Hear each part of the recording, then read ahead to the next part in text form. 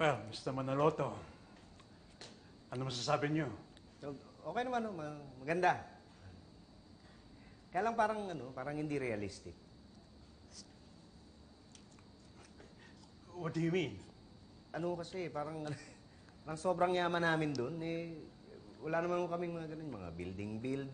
Kaya nga nakakatakot. Baka mamaya kung anong isipin ng mga kapitbahay. Oo nga, tsaka hindi naman ako ganun kalakas kumain, di ba, Pitch? Ako nga, taba-taba ako nga dun eh. Wow, nagsalita ang sexy. Wow, nagsalita ang matangkad. Ay, Clarissa, sumusobra ka na. Eh, ikaw kaya nagsimula. Ay, pagsabihin niyo Ano ba kayong dalawa? Tahimik na't may bisita. So, Mr. Manaloto, ang sinasabi mo hindi niyo gusto yung show? Okay naman, kaya lang... Kasi talaga yun. Parang masyado Okay. Let's do it this way.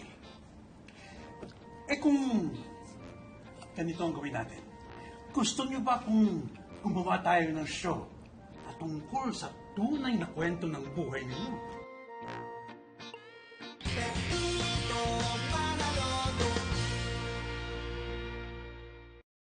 So don't worry. Oo. Mr. Manaloto, ako nang bahala sa mga Ganun na nga papeles lang. natin. Parang mas maganda nga ako kung gano'n na lang. Pipirma ka na lang.